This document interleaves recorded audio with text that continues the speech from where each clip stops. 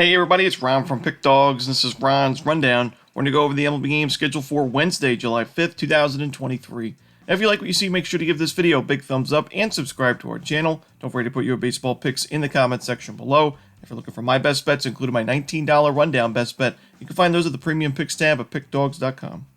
Alrighty, let's get into it. Here are the games for Wednesday in Major League Baseball. First up, we see the Colorado Rockies taking on the Houston Astros. Chase Anderson and J.P. France are your starters. Chase Anderson pitched well in his first few outings with the Tampa Bay Rays, but they DFA'd him. The Rockies picked him up. He pitched pretty well with the Rockies in his first few outings there, but ever since that, he's regressed in a pretty big way in his last few games. You look at his last three starts, 3 2/3 innings, 6 earned runs against the Dodgers. 2 2/3 innings, 9 earned runs, 3 homers, and a 25-1 loss against the Angels.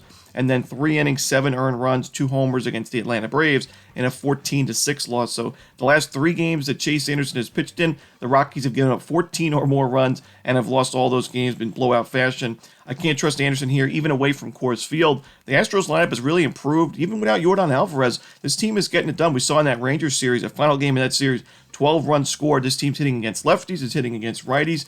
I think they'll be able to get to Chase Anderson. J.P. France has been better on the road than he has been in Minute Maid Park, that's for sure. But I think he's good enough here against a Rockies team on the road to get the job done for a Houston Astros run line win. So give me the Houston Astros laying the 1.5 runs. Next up, it's the St. Louis Cardinals taking on the Miami Marlins. We're going to see Brian Hoeing going for Miami. No official starter for the Cardinals right now. We saw the Marlins offense erupt on Tuesday as they scored 15 runs off of 19 base hits. It was a blowout win, a 15-2 final score. The Cardinals, no official starter right now, but their bullpen was worked pretty heavily in that loss, and I don't really like their chances pitching-wise in this game either against a red-hot Miami team that plays so well offensively at Lone Depot Park.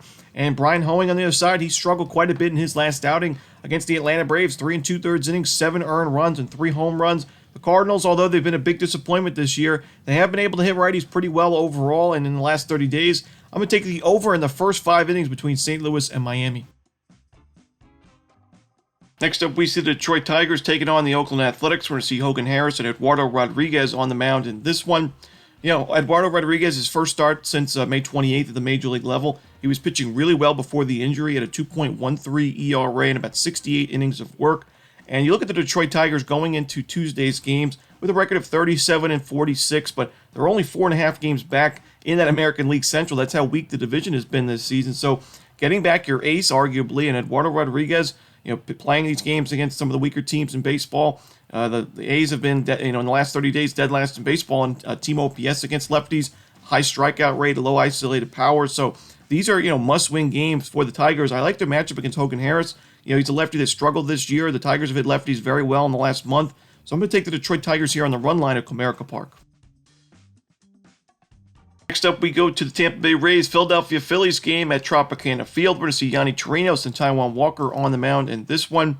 There's no doubting that Taijuan Walker has been better at home this season at Citizens Bank Park than on the road, but his last 2 road starts against the Cubs and the A's on June 16th and June 29th, they went a combined 14 innings of work, only 2 earned runs with 14 strikeouts, only 1 walk, and no home runs. In fact, overall, Walker in his last 5 starts, 1 earned run or fewer in all 5 of those games, including a start against the Los Angeles Dodgers. So I do think with Walker now at a sub-4 ERA, a 9-3 winning record, he's just improving his game in general after a really bad start to the year with his new team. And Yonny Chirinos on the other side, he's got a sub-4 ERA this season as well, but I have my regression concerns in his game. We've already kind of started to see that. We saw against the Kansas City Royals June 24th, 8 earned runs. His last 2 games, 3 home runs combined against the Royals and Diamondbacks. He doesn't really strike out a lot of guys. He's more of a pitch-to-contact guy, so if you're giving up that sharp contact, those extra base hits and those home runs, that's where I get worried. I think the Philadelphia Phillies, I think we're getting some value here with Philadelphia on the road. Give me the Phillies on the money line on Tropicana Field. Next up, we go to the Baltimore Orioles New York Yankees game. No official starter for the Yankees right now. Dean Kramer going for Baltimore. Kramer has struggled as of late. Now his ERA above 5 on the season at 5.04. We saw his last start against the Minnesota Twins, 7 earned runs and 2 home runs. That makes it 5 home runs in his last 2 games, 7 home runs in his last 3 games. He's given up a lot of sharp contact. He's been able to miss some bats and earn some strikeouts, but giving up a lot of extra base hits and home runs. Like I mentioned, his control's been off, and I do think the New York Yankees, obviously a lineup that has not been great without Aaron Judge. Even with Aaron Judge, it wasn't great to begin with, but a team that's getting a little bit better offensively. And we saw in that St. Louis series, we saw in the first game of this series, the Orioles offense has not had the best week or so against right-handed pitchers or lefties, to be honest with you.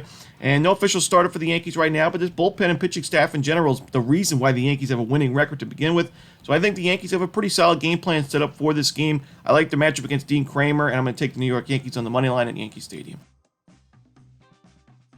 Next up, we see the Cincinnati Reds taking on the Washington Nationals. Graham Ashcraft and Josiah Gray are your starters.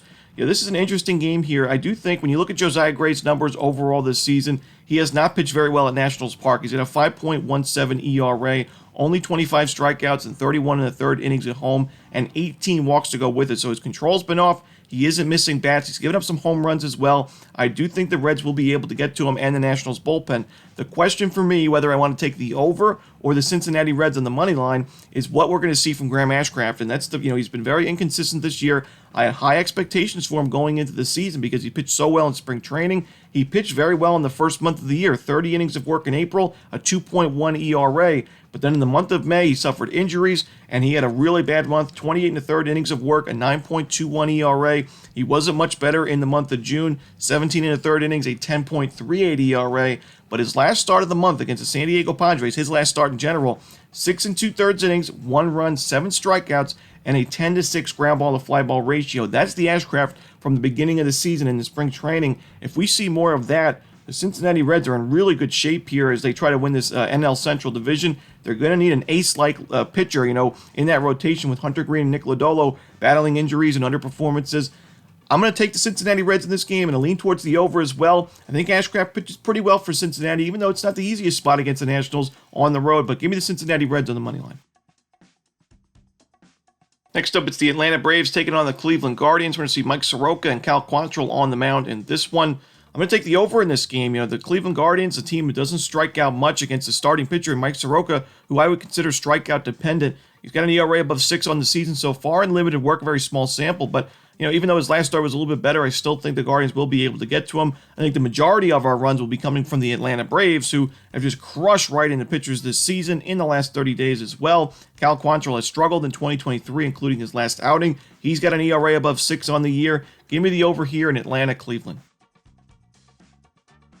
Next up, it's the Texas Rangers taking on the Boston Red Sox. Brian Bayo and John Gray are your starters. Brian Bayo pitched so well in his last game, his team was not able to back him up in the run support department, but I do think they'll be able to get there against John Gray here. John Gray, since the injury, hasn't been the sharpest. We've seen some inconsistencies in his game, giving up 5 earned runs or more in 2 of his last 3 starts. I do think Bayo right now is the better pitcher, at least in better form right now. So I'm going to take the Boston Red Sox on the money line. The bullpens for both of these teams have kind of been all over the place this season, but I do think Boston is a slightly more trustworthy one. Give me the Boston Red Sox on the money line. Next up, we see the Kansas City Royals taking on the Minnesota Twins. Pablo Lopez and Alec Marsh are your starters. I don't think Alec Marsh is a viable option in this game, and I really don't like this matchup because we saw him give up 2 home runs in that first start against the Dodgers, and the Twins are a very power-dependent team. They do hit a lot of home runs, even though they strike out quite a bit. I do think they'll be able to get to Alec Marsh for a few runs early on. Pablo Lopez, he's had some ups and downs this year, as many starting pitchers do. I still think he's a good option in this Twins rotation, facing a Royals team that offensively has just not been very good this season, very consistent this year. So give me the Minnesota Twins here on the run line at Target Field. Next up, we see the Chicago Cubs taking on the Milwaukee Brewers. Justin Steele and Adrian Hauser are your starters. Justin Steele, one of the better lefties in the National League this year. We know the Brewers have not been great against lefties this season in the last 30 days as well. And Justin Steele, in each of his last 4 games, 2 earned runs or fewer in all 4 of those starts. I think he pitches well in this game. I think the Cubs will be able to get to Adrian Hauser for a few runs and have enough to win this game, and probably a low-scoring affair. Give me the Chicago Cubs in the under here in Milwaukee. Next up, we see the Toronto Blue Jays taking on the Chicago White Sox. We're going to see Jose Barrios and Lance Lynn on the mound in this one. Jose Barrios, right when we thought we could trust him on the road, his last road start against the Marlins on June 19th, he goes 4 innings, giving up 8 base hits and 5 earned runs and an 11-0 Blue Jays loss. Since that game, Barrios still hasn't really been the strongest. He's not in the best of form going into this outing. His last start against the Red Sox at Rogers Center, 6 innings of work, 4 earned runs, and 3 home runs. That's a big concern for me. A lot of sharp contact, a lot of home runs given up from Barrios as of late.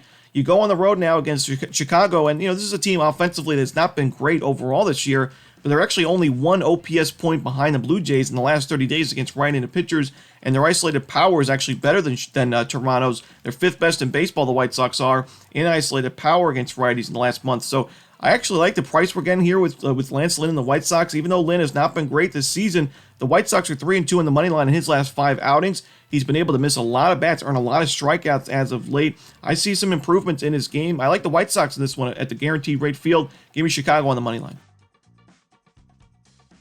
Next up, it's the Los Angeles Angels taking on the San Diego Padres. Patrick Sandoval and Seth Lugo are your starters. Patrick Sandoval's given up a ton of base hits as of late, and now his whip just under 1.5 on the season.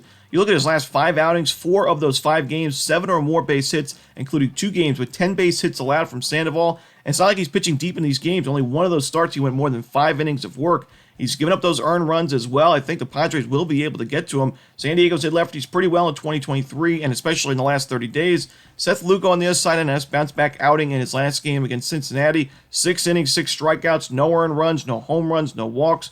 I think he pitches well enough here. It's a tough Angels lineup, that's for sure. The Angels have hit righties very well in the last month. But I think Lugo is the better option on the mound. I think the Padres have the better bullpen as well. So give me San Diego on the money line at Petco Park.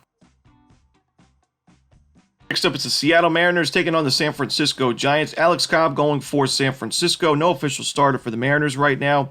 I like backing Alex Cobb when he's pitching at Oracle Park. He's been so good at home this season and last year. 37 2/3 innings this year and 6 starts, a 1.43 ERA. He's keeping the ball on the ground. He's really trusting in that pitcher-friendly ballpark. I think he pitches well here. The Mariners' offense has turned it on a little bit as of late, but I still think when you look at the full body of work, this team has not been great offensively. Also, the Mariners' bullpen hasn't been the strongest as of late. I do think if this is a bullpen game for Seattle, San Francisco should be able to get to him. So I'm going to take the San Francisco Giants on the money line at Oracle Park. Next up, it's the New York Mets taking on the Arizona Diamondbacks. Kodai Senga and Tommy Henry are your projected starters. Now, originally, Kodai Senga was supposed to go on the 4th of July on Tuesday, but they moved him to Wednesday and pushed back Max Scherzer to Tuesday's game against Arizona. That'll allow Scherzer to be able to pitch one more time before the All-Star break. We'll give Kodai Senga some extra rest during that All-Star break. And, Senga's been pitching well for New York this season. I mentioned in the video yesterday that his control's always an issue. The walks have been a problem for him, 46 walks in those 81 2/3 innings.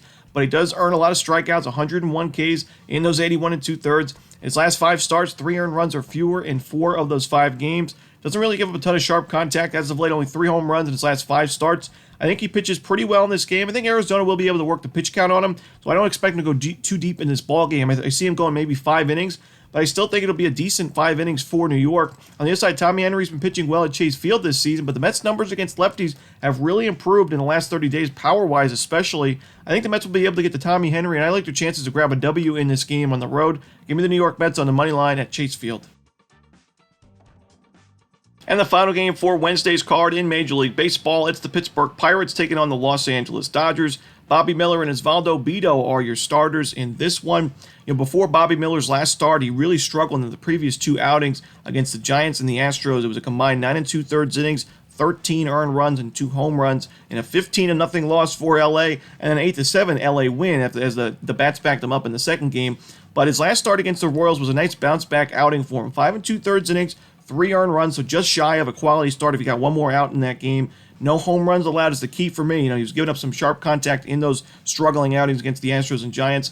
But now he's facing the Pittsburgh Pirates, similar to the Royals, a team that struggled against righties in the last month. So I do think Bobby Miller, back at Dodger Stadium, will pitch pretty well in this game. I think his offense is also going to back him up in a pretty big way. Osvaldo Bido was pitching pretty well for the Pirates, but his last start was really concerning for me. The Brewers really got to him in 3 1/3 innings of work, 4 earned runs, and no strikeouts. And the Brewers strike out a ton, so that's a concern. The Dodgers, I think they'll be able to put together really good at-bats against Bido and this Pirates bullpen, which has actually been one of the worst bullpens in baseball in the last month or so in the expected numbers and even ERA. So give me the Los Angeles Dodgers here on the run line at Dodger Stadium, 10 tonight. And that's it. Those are the games for Wednesday in Major League Baseball. Hope you enjoyed this video. If you did, don't forget to hit that like button and subscribe. And don't forget to put your baseball picks in the comments section below. Again, if you're looking for my best bets, you can find those at Pick Dawgz Premium. As always, this is Ron Romanelli. Good luck.